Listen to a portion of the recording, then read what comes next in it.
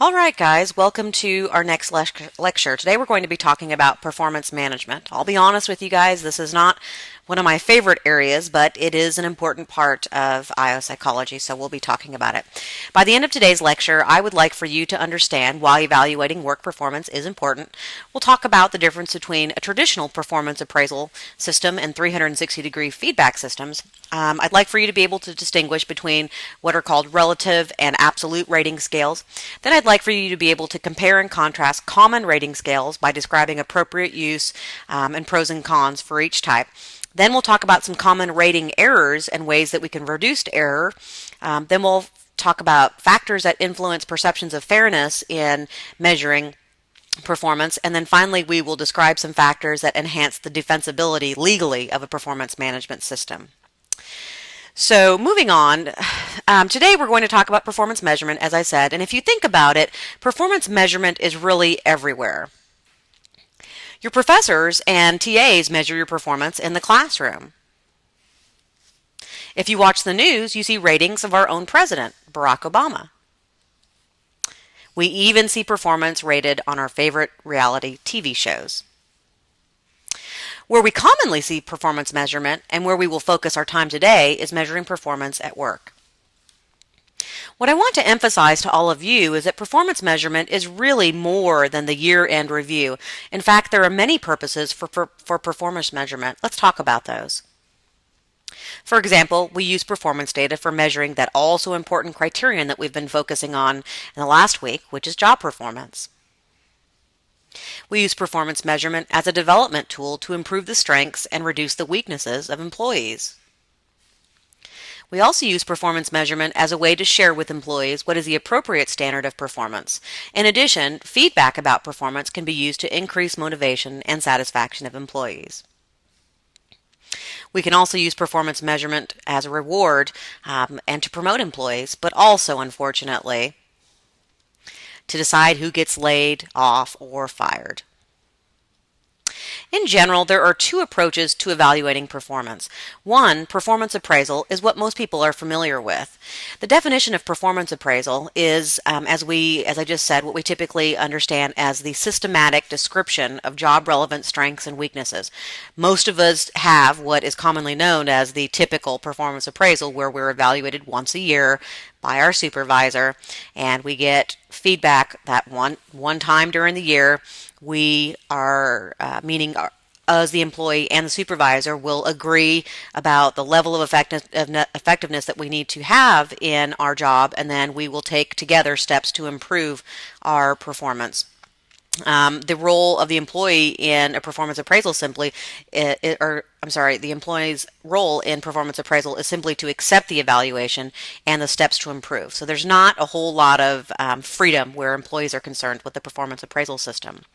Performance management, on the other hand, is a totally different concept of performance management and is actually what we as IO psychologists encourage organizations to adopt. Performance management is the systematic evaluation of individual behaviors relative, and this is the key point, relative to organizational strategy and goals. So instead of just describing a person's job and evaluating their weaknesses and strengths, we really are examining how a person fits in with the larger context of the organization and the organization's goals. If you do performance management the right way, you do it multiple times a year. It is a relationship that is formed between a supervisor and employee, and the meetings will happen as often as the supervisor and the employees request those meetings to occur. During these meetings, the employer and the employee we'll discuss how the employee's behavior fits with the organization's culture and the larger organizational goals. And again, there are some shared expectations about how to improve and fit into enhance the goals of an organization. And as you might guess, this is a much more valued system of management than the simple performance appraisal system. There are a few benefits to performance management. One is that, as I said earlier, performance management systems integrate organizational strategy and goals. Second, as you can see from what I just said, there is active involvement of the employee in developing and understanding the measurement system itself. And finally, there is follow-up and ongoing communication. And obviously, communication is important because when you communicate, you're able to understand the expectations of the organization for the employee, and you're able to much more effectively accomplish what the organization wants for each individual employee. So, how do organizations evaluate performance? Well, there are several different measures of evaluating performance. We can measure performance objectively, through personnel measures and through judgmental measures. An objective measure is simply quantitative counts of results. So think of, for example, from our last lecture, the transportation security officer whose job is being evaluated. An objective measure would simply be, for example, the number of threats that are being identified on the X-ray machine as people pass through the scanners. A personnel measure is counts of personnel incidents and their records. So an example from our transportation security officer would be the number of days that TSA officer was absent, the number of times that they've had disciplinary actions taken against them, or the number of times that they've had awards, the types of awards, or whether or not they've been promoted. But what we see most often in practice is the use of judgmental measures. Judgmental measures, as you can see from the name, are subjective. And what happens is someone subjectively evaluates based upon observation and their judgment someone's performance. The typical way that we use judgmental measures is through supervisors' ratings of performance, of job performance. We know from research that there is a small but significant relationship between objective measures and supervisor ratings. What this means that, although it's small, that each of these types of measures, objective, personnel, and judgmental measures, provides a different picture of different aspects of performance. So we're capturing different aspects of performance, and they really are unique and should be used in combination with each other, and no one type of performance measure, is better than any other. In general, there are two different reasons why we measure performance. One is to develop employees. The other is to make administrative decisions, such as whether or not to hire employees, whether or not to fire them, or whether or not to promote them. Let's get into some of the nuts and bolts of performance rating. Some questions concerning performance measurement are whether or not we should use overall performance ratings and whether or not it's okay to rate traits. Let's start off with the question of whether or not we can use overall performance ratings. The simple answer is that no, we really shouldn't because they don't have any real conceptual meaning. Think of an overall performance rating like your GPA. It's simply an overall index. An overall index can mask really good performance as well as really bad performance because it's an average. We also know that overall performance rating shouldn't be used because negative performance has a much stronger influence on raters or ratings than positive performance. So what we know is in general people are much more influenced by negative ratings than they are by positive performance, and these overall ratings then are not accurate. Finally, we also know that factors such as organizational citizenship behaviors and one's adaptability also influence overall ratings, but we don't usually purposely measure these when we ask for an overall performance rating. So again, this should not be used. Think of overall performance ratings like a train, like a box car carrying a mix of freight. And overall performance ratings as such need to be looked at more clearly. So we need to look inside that box car rather than at the box car itself. Should we rate traits? Well, once a long time ago, it was common to rate traits like whether or not an employee was persistent, whether or not they concentrated, or whether or not these employees were alert. But the simple answer is, once again, no, we should not rate traits. In research, we do use traits as predictors of performance, but they are not measures of performance. And instead, we should rate actions or behaviors, not traits that might or might not be valued in a particular job. Let's talk about rating scales. When we use rating scales, we really want to focus on important dimensions of the job that are clearly job related. The anchors of a rating scale should be well defined. So if we ask someone to rate along a 5-point scale, we need to know what a 5 means or what it represents. Finally, ratings should be interpretable. Thus, if I rate someone on a 5 on some dimension of a job, you as another rater should know what was intended by this rating. Let's take a look at some examples of rating scales.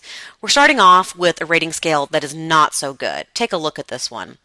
This asks you to evaluate an employee on the dimension of teamwork from low to high and to simply place a check where you think that employee fits. Well, unfortunately, we don't know what is meant by the word teamwork in this example. More importantly, we also have no idea what is meant by low performance or what is meant by high performance from this example. So this is the kind of rating scale that you would not want to use. Moving on, we're getting a little bit better. Here, we're asked once again to define teamwork, but now we're given a definition. Take a look at the definition. Unfortunately, we have some poorly defined anchors because we're not exactly sure what is meant by unsatisfactory, below average, average, above average, or outstanding behavior. Finally, we see an example of a very good rating scale.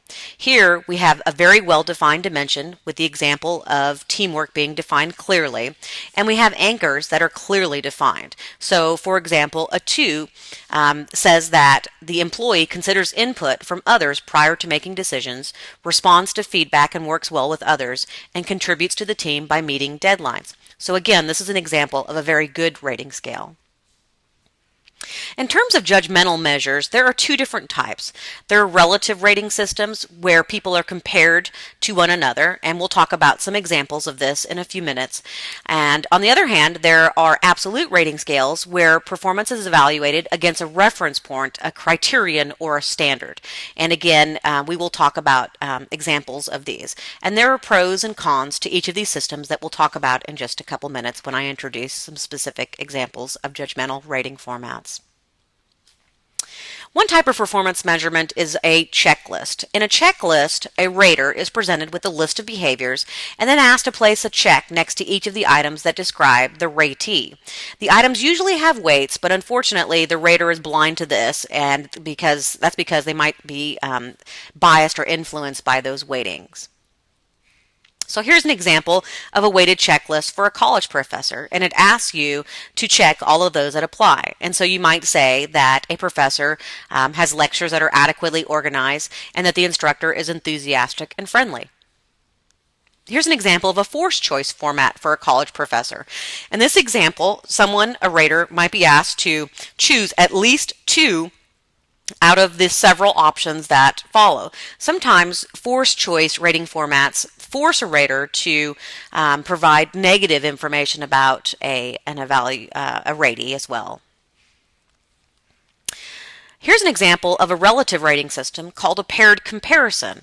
In a paired comparison, each single employee is compared with other similar others. This is often used, unfortunately, in decisions for layoffs. Unfortunately, you can't use this for feedback because basically all you're doing is you're saying that one person out of the pair is better than the other along a certain dimension. On the left, what you see is an example using quarterbacks from UT and USC. So, for example, using the example of Vince Young, Chris Sims, and Matt Leonard, you would compare each of these against each other. This obviously takes a long time when you have a number of different employees, so you need to take that into consideration if you're going to use paired comparisons. A common type of rating system in IO psychology that we develop is what we call BARS, or behaviorally anchored rating scales. With BARS, the anchors describe what the target employee might do in their particular job. They take a long time to develop, and I'll show you why in just a second. But we know also from research that BARS, even though they take a long time to develop, don't really add a whole lot of value beyond other types of rating scales. So it's questionable whether or not you should focus on developing BARS. So, just to see how difficult bars is to develop, take a look at the steps that are involved here. At each of these points, you need a lot of subject matter experts to do all of these steps. You have to identify and define dimensions of effective performance. Then you have to develop effective, average, and ineffective critical incidents for each dimension. So, you ask subject matter experts of examples of average, effective, and ineffective behaviors that they have seen. Then you have to retranslate critical incidents onto performance dimensions to get those anchors. And then finally, you need to rank order and assign a point value to each of those critical incidents. And again, this takes a lot of time. We also use something called Bowes scale or behavioral observation scales. Bowes scales capture the frequency of specific and past behaviors that have actually occurred. They take a lot less time to develop than bars, and they work pretty well. So a little bit of summary here with regard to performance evaluation. One thing we know in an organization is that performance evaluation is inevitable. You're going to get evaluated. And performance evaluation, as I've mentioned, has serious consequences for employees. We also know that it's difficult to assign accurate ratings, and we'll talk about that in just a minute. But we also know that successful performance evaluations must be related to the job, and they must be accepted by employees as well as the people who are assigning those ratings. Let's talk about the human factors in performance appraisals and performance management. So who should rate? Well, the traditional approach is to use only supervisors. And that's because supervisors tend to be able to observe maximum performance, and they're the persons who have direct experience with the person's work, and they usually are the ones who receive training and rating. What is more common these days in more progressive organizations is to implement a system called 360-degree performance appraisal. In 360 performance degree appraisal, as you can see, an employee is evaluated by a number of different people. They're evaluated by their supervisors, by peers, and also by direct reports. They might even be evaluated by consumers or customers. But there are some issues related to 360-degree feedback. With 360-degree feedback systems, raters don't, and they should not, always agree because they see different aspects of the target's behavior. You should not use 360-degree feedback for administrative purposes. So you shouldn't use them to select employees. You shouldn't use them to fire them, and they should only be used for developmental purposes to help people identify their strengths and weaknesses. Rating sources should be anonymous, so I shouldn't know that my peers are rating me or who is providing the ratings. And we should be given training about how to provide feedback once that process has been done. What about the difference between supervisor ratings and self-ratings? Well, we don't want to use self-ratings for anything other than a developmental tool. Self-ratings help to ensure employees understand organizational expectations and help employees believe that they're being treated fairly. It makes them feel like they're given some voice in their performance evaluation. On the other hand, we all know that most of us would give ourselves biased, upwardly positive, inflated ratings, so we have to be careful about when we use self-ratings. In terms of peer and direct report ratings, we use both peer ratings and direct report ratings for developmental reasons. They're good because peers and direct reports have a very realistic idea about their supervisors or colleagues' performance. But with both of these, there could be a conflict of interest. With your peers, you could be asking people to be in compromised positions where they don't feel comfortable evaluating either their boss or their colleagues. And with direct reports, there's obvious issues with an employee who might be out to get your job, and so it might be an issue to ask them how well you're doing on your particular job.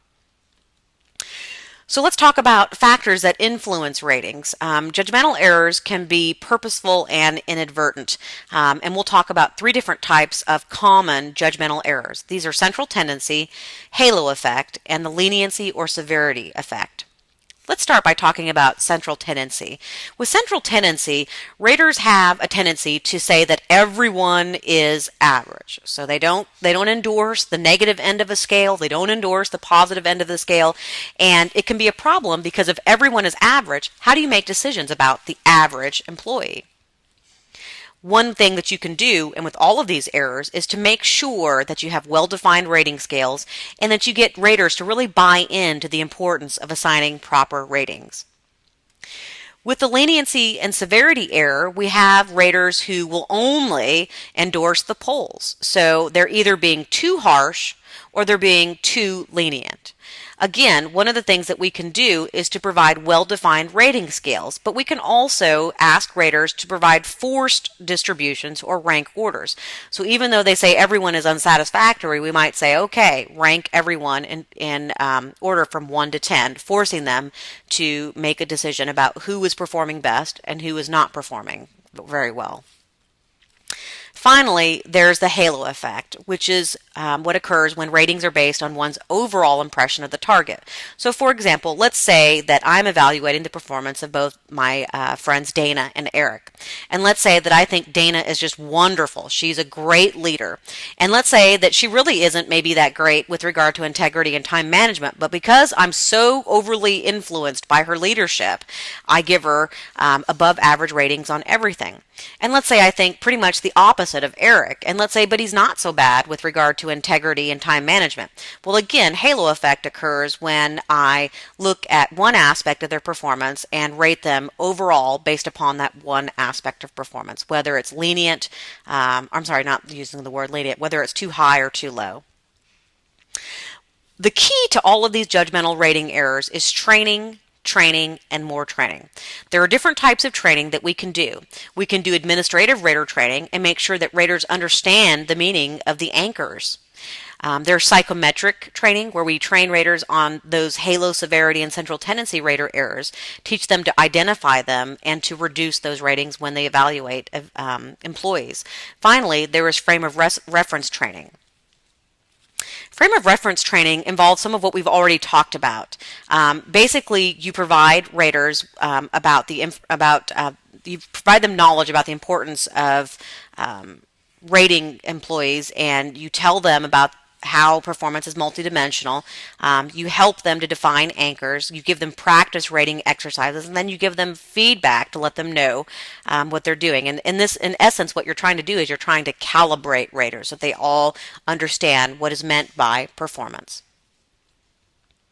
One of the things we know about performance measurement is that perceptions of fairness are really important. In addition, the actual rating you receive, whether it's positive or negative, can be influenced by the way you were treated in the process. This concept is illustrated well through the phenomenon or construct we know as organizational justice. Organizational justice refers to employees' perceptions of fairness. There are 3 types. Distributive justice refers to an employee's perceptions regarding the outcome of a procedure. So let's say in an example that you received a negative performance evaluation, and that would be distributive justice. Well, interactional justice has to do with an employee's perceptions of how they were treated. So were they were they kindly treated during the feedback session, and were they given information in a timely manner? So let's say that the supervisor on one hand provided feedback, or on the other hand was not very nice about the way they provided feedback and maybe was really quick or insensitive. Procedural justice has to do with perceptions of fairness of the process that was used to determine decisions. So were you given a voice in the decision? Was everyone treated the same? Was there an appeals process? And you can look at these different boxes and see that on the one hand, you can treat someone fairly, or you can not treat them fairly in terms of procedural justice. And a negative performance evaluation can lead to 2 different outcomes. One, on the one hand, where an employee feels like they were treated fairly, and on the other hand, where they were not treated fairly or perceived to not be treated fairly. So what kinds of things influence fairness in performance appraisals? Well, there are lots of things that influence perceptions of interactional justice and procedural justice.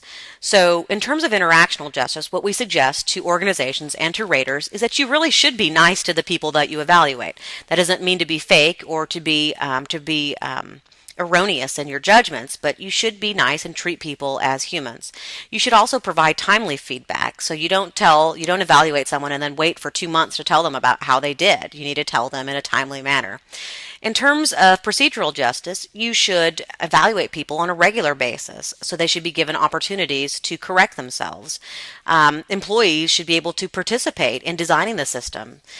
Supervisors should make sure that they really understand their employees' duties and performance. Otherwise, they have ethically no right to evaluate that performance. They should be consistent in all the steps. The dimensions that they rate should definitely be job related. There should be a grievance system if an employee feels like the system does not work for them, and they should be able to communicate these systems to all employees so people understand what it is that is going on when they're being evaluated. There are also some legal issues in performance measurement, and I'll talk about just a couple of examples. In Hopkins versus Price Waterhouse, in 1987, Ann Hopkins was being considered for partner at Price Waterhouse, where she was a senior manager in charge of large government computer contracts. At the time of her consideration, Hopkins was the only woman among 88 candidates nominated for partnership. Her close colleagues submitted an evaluation noting her, quote, outstanding performance, and strongly urged her admission to the partnership. When she was not accepted as a partner by the promotion board, this is pretty awful, the person responsible for explaining the board's decision to her advised Hopkins that in order to improve her chances for partnership, she should, quote, walk more femininely, talk more femininely, dress more femininely, wear makeup, have her hair styled, and wear jewelry, end quote. In addition, another board member, quote, repeatedly commented that he could not consider any woman seriously as a partnership candidate and believed that women were not even capable of functioning as partners. It's awful, isn't it? Hopkins brought her gender discrimination lawsuit all the way to the Supreme Court, and guess what? She won. Moving on. Researchers have noted a lot of things where it comes to legal issues and how judges rule. So Werner and Bellino in 1997 examined 295 cases to determine how judges evaluate performance appraisal cases. One of the things that they noted is that judges were more likely to favor performance appraisal systems that were clearly based upon a job analysis and had dimensions that were clearly job related. They favored performance appraisal systems where performance training was given to raters, and then they favored performance appraisal systems where there were multiple raters instead of just one, and that there was agreement among the raters. And finally, they favored systems where employees had an appeal process.